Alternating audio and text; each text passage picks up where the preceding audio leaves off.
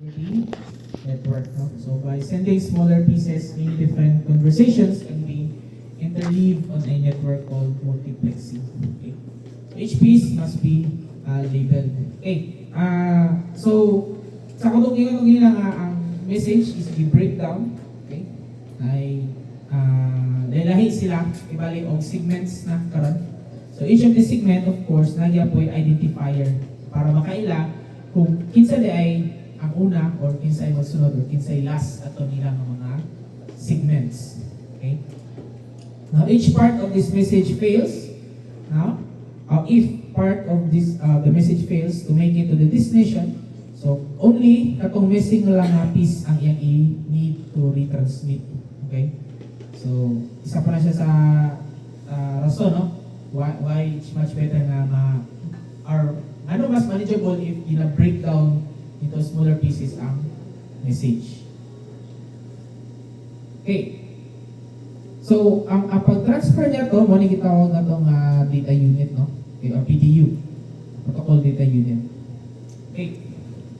So, as application data is passed down the protocol stack, information is added to each level, no? This is known as the encapsulation process. So, mali ang pag-visualize na ito ganina. Okay? So, ang message or ang data, pikas-pikas. And each of this data, put niya siya og label. No? So, specifically, ang segment, no? So, kaya is more on sa terminologies na ang i-add, ang kibali katong iputos kay data is gitawag siya nga transport header. No? So, here, mali dili niya makita or may buwan kung unsa nga klase nga data ibalik siya, no? Sa iyang presentation, no? So JPEG na siya, MP4, ana. Okay, so dili ana ka indicate. And then also ang port, no? With so ang inyong computer na siya yung mga ports, okay? In which dito mo sulod ang specific type of data. No? For example, sa inyong for your databases or sa inyong web server at yung communication. Type specific ports na daan, no? Okay. So, napunod ang label niya atong ports na atuan. Okay. So, ang ports mo po, himo og identifier kung unsang klaseng application lang iyang i-open. Okay.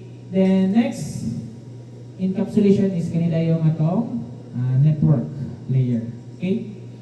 So, another name ni network layer is si packet. No? So, yeah. Na yung mga discussion, mugamit siya term ng frame, no? I-send ang frame kadong anak or i-send ang packets, i-send ang frames. So, kung may send ang packets is more on sa network layer na discussion, no? So, matong kanang mag-discuss ta og routing, no? Mag-configure, no? So, makakita siguro na term na packets, no? So, when the packets arrive, etc. Okay. So, pasabot ko, may taog packet is the network na data. So, sulod dali, mo ni ang mga IP addresses. Okay? So, packet is the network layer PDU. And then, lastly, is ang frame header. No? Okay. So, frame. So, ang frame is katong model ni siya o mga MAC addresses. Okay? So, before ang physical layer. Okay? So, after that, kaning nga mga message is like na siya naka-format na, i-convert na yun siya into binary bits, no? Okay? Which is will be translated sa machine language. So, monitor na itong yung mga signals on off. Okay. So, bits na yan. So for physical layer. Now, generally, sigara, itawag na nila na para mas-simplify ito PDU. No? Iwala ito i-send PDU na siya. Pero PDU lang na siya, lahi lang variation. Depende kung asa ang discussion ninyo, no? Or asa yung gusto masabtan sa kanang process. Now, the encapsulation is basically ang baliktad. So, matong paano ko ganina. Gikan kang web server, pagbalik ang client, no? Yan na pa rin niyang isa-isahon o tanggal. Okay? So, de-encapsulate. No? Basically, ka ng stack, no, na algorithm, na stack na idea. So, first in, first out. Okay. So, okay. Now, we have here the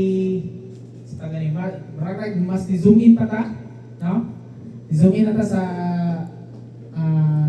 headers na to. Masa isulod na to? Ingon man to nga ang message is na ay ipang encapsulate sa ilaha, no? Nalilahi nga mga information, no? So, here, kani siya isang TCP header, so nata diri nga level kanang pangkaduha, no? Kanang transport header. So kana siya mo ni ang data nga ipang sulod ato niya, no? Okay. So hindi na kayo mag-dugay siguro.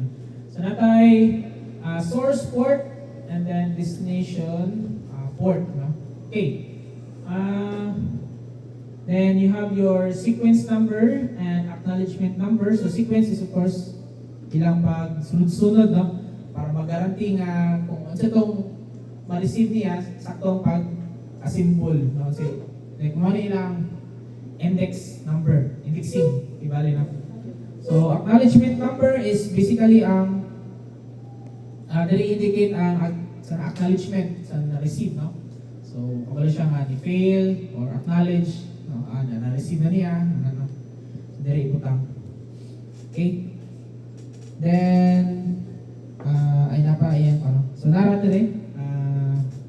So pag set like urgent, acknowledge, okay. Push button no, okay. Resets, sync, and then final, okay. And kaning mga checksum is mali ang sana yang i-check if sakto ba gid ang sequencing nga nayang nga receive, okay. And then you just have mga padding na dayon, no. So it is possible nga mas dako ang message, so na siya ay padding na mabilin na rin. Okay, flags, flags. Okay. So morning gini na katong urgent or i-acknowledge niya. Okay. Sige, so dito lang ko sa next. Okay, so mato ang pag-form ni segment. So here ato na sa network layer. Okay. So natay two main nga gusto na to mahibawan, no? Ka network layer si source IP and destination IP. Okay. So network layer source and destination addresses is responsible for delivering the IP packet from the original source to the final destination. So di na siya mawala, no? That's why matrack kung gusto niyo sa hacker or gusto sa mga NTC, mga telecommunication, yung matrack ang inyong addressing, no? So, may buwan yun tungkol sa pag-capture sa packet nga ning hawa na sa pag-capture sa mga packet nga ni gawas ikan sa inyo, no? So kung wala maka-open tao mga browser, makatuod na din siya kung asa imong or unsa imong IP address. Okay? So isa po ni sa pang-save nila, no? Kaya para makabalo sila unsang klaseng ads, bali, panghatag sa inyo, no? So makabalo siya nga gikan ka sa Philippines. So tungod pa na sa imong IP address. Pero dito itong IP address na makita na to sa atong computer, no? Katong public IP address na mugawas gikan sa atong like kanang area sa PLDT or sa Globe or sa inyong web server kana mo nag-host mo so katong public IP address mo to ang madala sa gawas. Okay? Okay. So sige.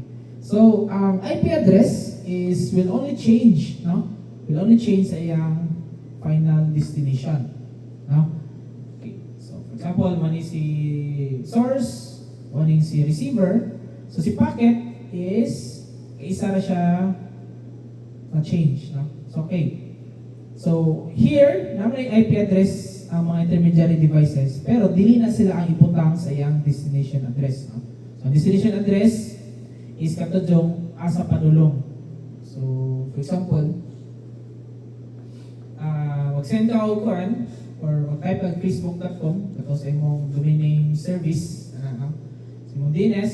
So, katong facebook.com nag-represent na siya sa actual na IP address, no? Padong dito sa Facebook, no? Okay? So mana ang iyang iputos kibali sa iyang packet para magawas kibali. Katong packet gikan sa imong computer magawas dito sa modem. Okay? So mo to facebook.com dito. Okay. So pag-receive dire ni server or let's say mo ni ang server ni facebook.com, dito na niya basahon or itanggal ni nga header. Okay. Now, pag-abot kang data link layer is mas complicated siya gamay because each of hardware, no? Okay? Dili siya yung hardware na each of interface yun naman kay MAC address. Okay? So, each time nga mo unbox siya, kaning tawag ito nga network interface card, no? Each time nga mo travel siya, okay, magbago-bago ang imong source and destination nga frames, no? So kanya imong mga MAC address. Okay? Ana. Now if na option ang layer nga gusto niya kuha po nimo MAC address, no? So na may bali. Okay, makuha ang MAC address nimo. Source MAC address. Now supposedly kana siya pag abot na sa next hop niya, ibalik ko sa pag ikan ka niya yung morning router. Dahil na ko to ang source nimo, no? And then if the moment yung router mo doon po sa pikas, magbago na po to yung source na MAC address. Okay, lahat na physical. Okay. So mas mag-change siya, no? Mag-permit tanggal-tanggalon ang frame kaysa katong packet. Okay. So the network layer address or IP addresses indicate the original source and final destination. Okay. So you have your network portion niya. Okay. Ana is example sa frame, no? Okay. So muna ang frame na section and then ang packet niya section. Okay. So the data link layer use MAC addressing.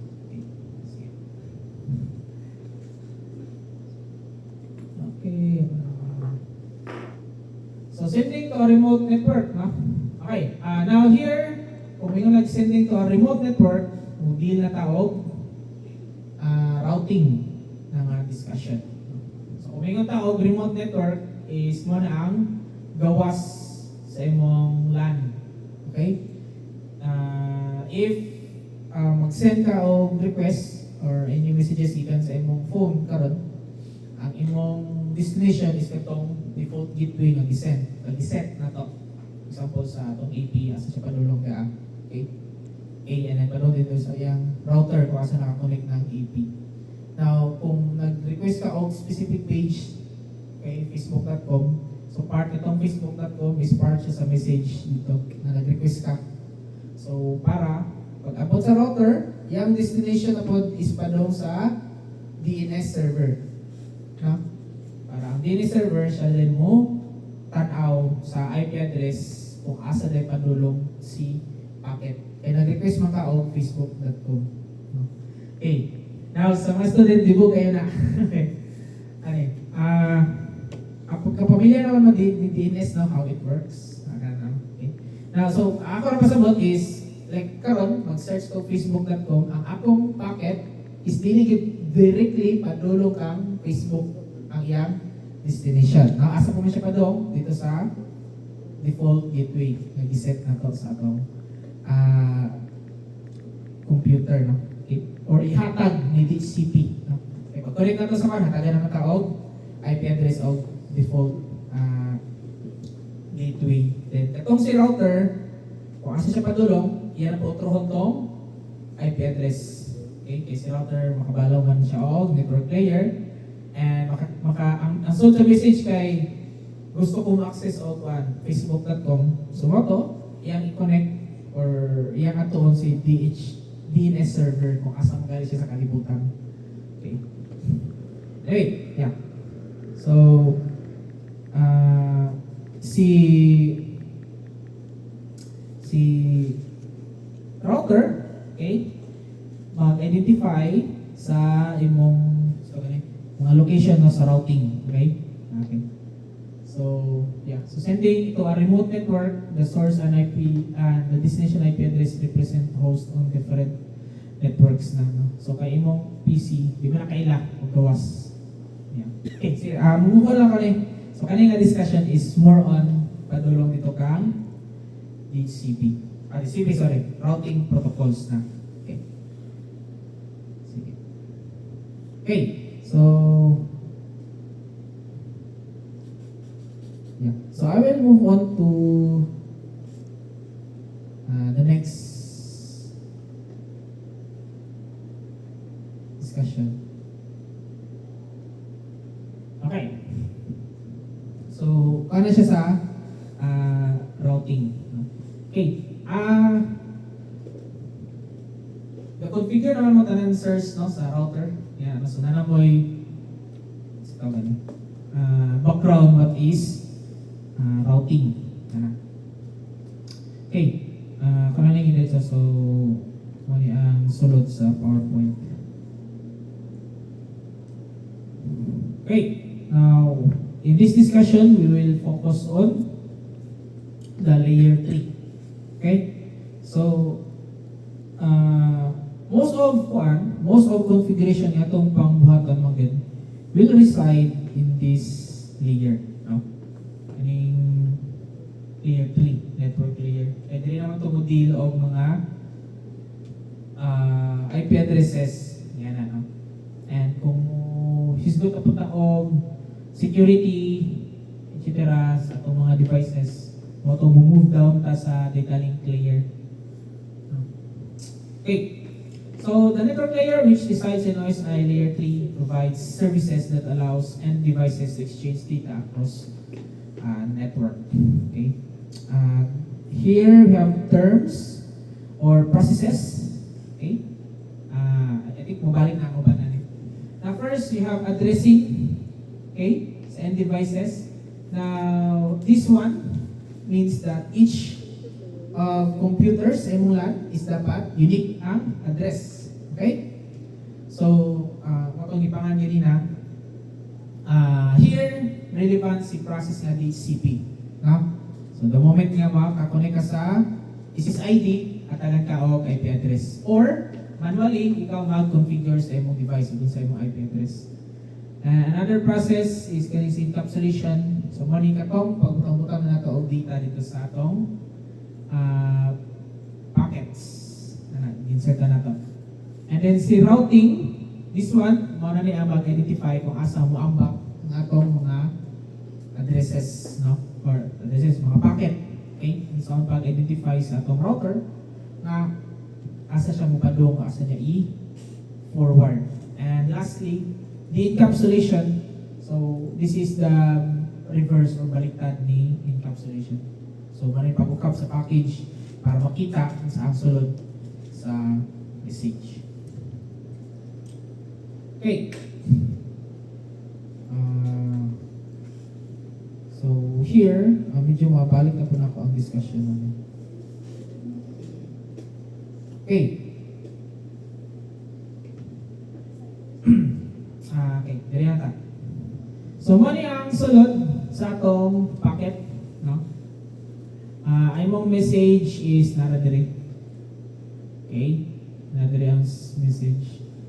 And here, mani ang entirety niya kani as a whole, mani ang packet, no? Or packet header niya. So we have here the different section or informations nga masulod ato niya sa kana nga header. Okay, so you have your versioning. So here i-identify kung saang version, no? IPv4 or IPv6. So, yeah. And then we have the differentiated services. So, here, mo pa rin mag-indicate sa importance or prioritization sa packet. So, as you know, different services nag-share different priority, di ba? Like, mag-download or mag-stream, voice or video call, ana. So, lahat yung priority sa mag-send lang ng email o messenger, no? Okay, so, mga sometimes, sa quality of service, ibal niya, if na ay mag-video call, simply mas slower ang loading sa imong page, ano, or mas slower ang pag-receive sa email. Pero, ang iyang kahinayana is dili na kayo mabantayan sa tao. Ano? Okay? Kaya, di man kayo siya, like, ang message is, pwede siya i-send in which wala kabalo si sender if online or offline si user. Or si receiver, no? Anak. So, mas, sana, importante siya, pero dili kayo need ang entirety sa iyang connection, no? Unlike ni video call and audio, anak, no? Magtawag sa internet, it is important nga na I set na session yun, no? Nga online siya, online po ka. Okay? So, mo to nga, mas hatagan siya og importance. And of course, if ma-delay ang packet sa call, so wala nga, mag-lag ang tawag, no? Mag-plate ang screen, anak, hindi kompleto ang packet. So, mo to nga, in terms sa stream, di mo, mas important is, or hatagan importance, kato siya. No? So, si voice call or video call, anak, streaming, anak. Okay? So, here, kanisa mga section, dire mag-identify si packet kung kinsa day ang importante o dili importante. No? So, prioritization niya siya sa process ni router. No? Kaya pag-receive ni router, gikan sa packet, yung nang i-sequence kaya para marto yung iba to dito. Okay? Then you have your total length, no? Sa kataas ang header, identification niya, no? And then some flags, no? So, dili mag-set if na binawala or acknowledgement, no? So, some offsets, kay dahil siya length. Time to leave, so, kabalik kung kano sa siya matanggal, pila na siya wala-wala, no? No? Okay? And then, protocol, kung asa siya sa process, dari pangbutang. And then, checksum again. So, mali ang ihanan kung nakumpleto ba, no? Or as katong certain message, nakumpleto ba, wala ba na missing, so, mali siyang checksum. Now, napo siya specific na calculation kung gusto ka makasabot, no? Pero, sa ngaran, kung di kita mo deal in terms sa sana di na kayo ni nato i-check up, no? So kung kumsay tao niya gusto kita mo sa speed sa router atong studyhan or i-manipulate, wala na itong tanawon. And then natay source and destination IP address. So sa ato ang part in terms sa application sa connection, mo ni ang atong pinaka-importante, no? Na naa sa header. Okay. Right, so some limitation, the IPv4. Now, kuan pa I think around 2015 or 10 pa ni siya nga information, no? So kana pa nga time, nagsugod na gid og move on na dapat si Earth or ang World Wide Web padong kang IPv6, no? Okay, again, mahurtay naman po si IPv4. Okay. So, IPv4, number 1 is kaning depletion. So, mahurutay na siya. Okay? Depletion.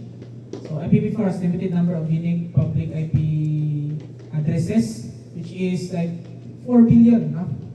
Mas daghan pa ang tao na karon sa kalibutan. Then more ning gina-share na to. Okay.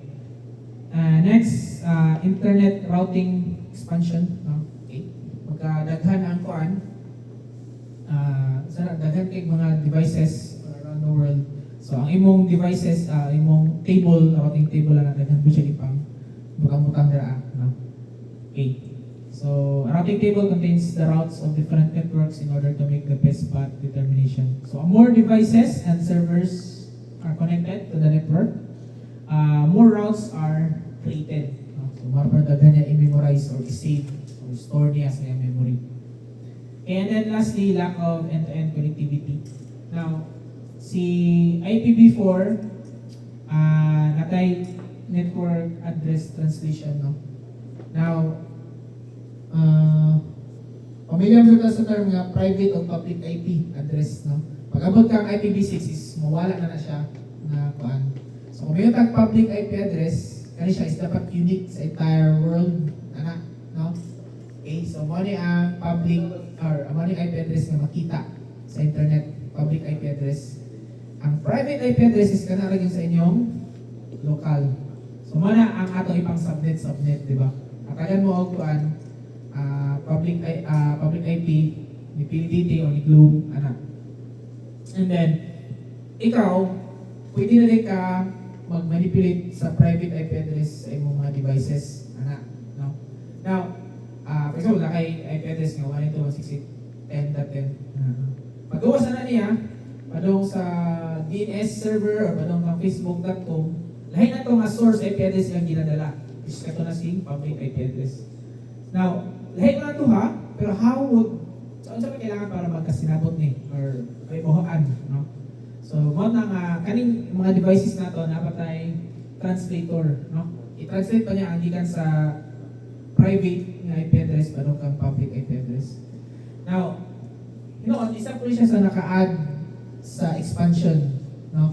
Kaya ang private IP address is pwede man magbalik-balik basta separate mo o local area network, no? Like example, ang CSU na siya ay 192.1.1. Ikaw dito sa City Hall na po mo'y 192.168.1.1. Okay, so pero po need mag-storya ng ka computer, maagi naman og public IP address. So, deal na po doon translation. Now, pag abot kang IPv6 is medyo mawala na siya ang concept because daghan naman kayo siya. Okay? So we have here an overview, no? Kung sa kanako si IPv6 compared kang IPv4. Wala mo dito nakas-indicate niya. Anyway, may mabuti na IPv6 na discussion. So as an overview, si IPv6 is nasa around 128 bits. And then si IPv4 is only 32. Now, imagine mo ang pan. So that is 2 to the power of 1 to 8 compared sa 2 to the power of 32. So, decimal places ang nadya. Okay. Okay. Sige. So, si IPv6, okay, ano niyang sulod pod niya, no? Okay. Sa packet header, sige, diretso na lang ko sa routing, no?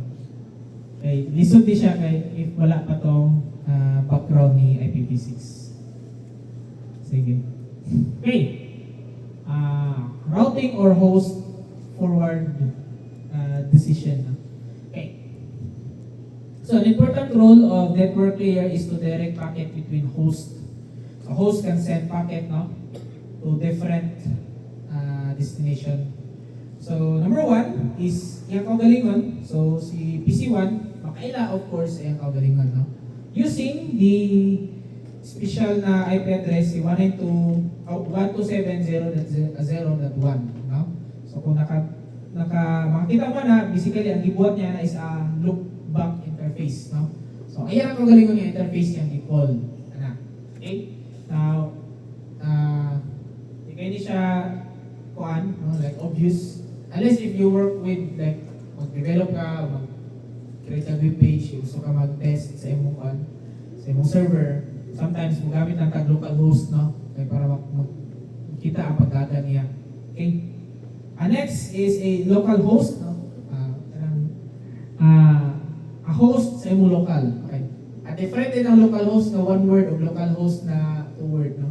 Ang local host is ang host within the local area network, no? So that means nga kaning CPC1 makaila or makasend siya message kang PC2.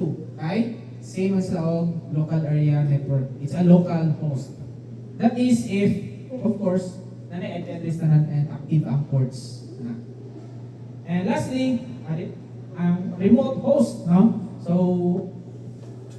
the moment kang mugawas na si packet, need na mugawas si packet sa default gateway, that is considered na as a remote na destination. Kaya di naman ka ilak si PC1 diri kang server. And para makasend si PC1 padong kang server mo itong magamit na tag mga router.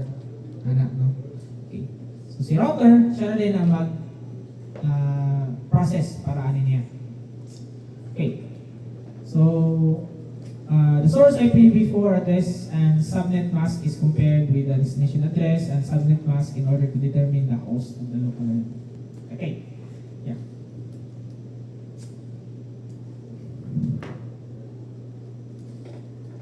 So default gateway. Okay. So katawag nga ganina, no, para ma-reach ni si remote ni PC, dapat kaila siya ni default gateway. Okay? And makita nato na siya sa atong computers, no? Mag-IP config ta, di ba? Natay special nga IP address makita nga si default gateway. Kung saan na si default gateway, no? Okay. So sa mag-routing ka, GRP, OSPF, RIP nga mga routing. So dapat makabalo ta ni default gateway. So default gateway is the network device, okay, that can route traffic out of other networks. It is the router that routes traffic out of a local network, no? So important ni siya nga mabutang sa inyong computer. Kaya kung inyong computer wala siya at default gateway, that means dili siya kagawas. Kay dili man siya katuod kung asa niya i-send ang packet if ang packet dili local, no? Dili local yung destination. Okay? So hindi siya makatuod sa default gateway. Okay, kanimong PC1 to PC2, kung local lang iyang destination, sa switch na siya magi, no? If magawas na siya, kailangan na siya magi ni router. And para ma-reach niya si router, dapat kaila siya sa default gateway na giset niya mo diri akang router. So default gateway is basically an IP address kagapa, no, nga imong bunyag kang interface dito. Okay. This occurs when the destination host is not on the same local network as the sending host, no? Okay. Ang remote, no? The default gateway will know where to send the packet using the routing table. So atong router, napod siya gitawag nga routing table. Okay. So si routing table, mo ni ang listahanan kung sa mga different routes na send paggawas. Okay. Now, the sending host does not need to know where to send the packet other than the default gateway or the router. So katong host na to, si PC1, dili necessary nga makaila siya ni remote host, no? Okay. Di ba magpunta man ta og URL sa atong browser, facebook.com. The moment nga i-enter natin ng facebook.com, di ba kitawag na to siya nga address nga diya? Dili kaya siya ang address nga ibutang sa packet, no? Ang kato siya kanang facebook.com is ma-part siya sa message. Ibali ang message is ikaw as a host gusto kang access ni facebook.com, anak, no? So ang destination nato niya sa imong computer dili facebook.com pero kundi katong default gateway nga gi-set sa imong DHCP. Ana. Okay? So yeah, ako laptop, mo type ko facebook.com, di na siya kaila kang IP address ni Facebook, no? Si router na dito ang makabalo. Actually, pag isa kabalo si router, kaya mamaya to kang DNS server na rin ang mo feed. Okay. So hindi lang kayo magdugay kay paano mga siya more on theory na magana siya. So using default gateway. So a host routing table usually includes a default gateway address, which is the router's IP address for that network that the host is on. Okay. So by default, whatever it is na IP address ang giset diri sa interface sa atong router, mo na siya ang default gateway, no? Okay. Mo na siya, di na siya ma-change. Okay? Unless kung i-change din mo ang IP address diri. So the host receives the IPv4 address for the default gateway from the DHCP. So atong connect na ka sa Wi-Fi or isaksak na nimo ang internet. Okay, di ba? Mulod pa ba? Di ba tayo na ingon yung manaray ka internet, no? Sometimes ingon sila nga or ingnan niyo ang user na hulat isa kay load pa na, no? So that ang nito ba na nagila pa atong computer o ang router. So kana sa DHCP mo to nag-feed pa siya og default gateway pa dong sa imong computer. No? So having a default gateway configured creates a default route in the routing table of a host. No? So like mo na siya ang default nga tuan ni host whenever mo-access siya sa gawas. Which is the route the computer will send the packet to when it needs to connect to a remote network. Okay. Ako na i-translate. So, this is an example of a host routing table. Okay. So on a Windows host, you can display the routing table by using route print or netstack-r. Okay. Sa inyo command. Okay.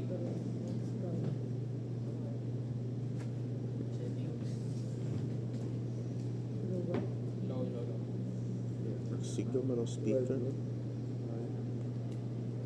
Ilaw. Kasi ang speaker mo.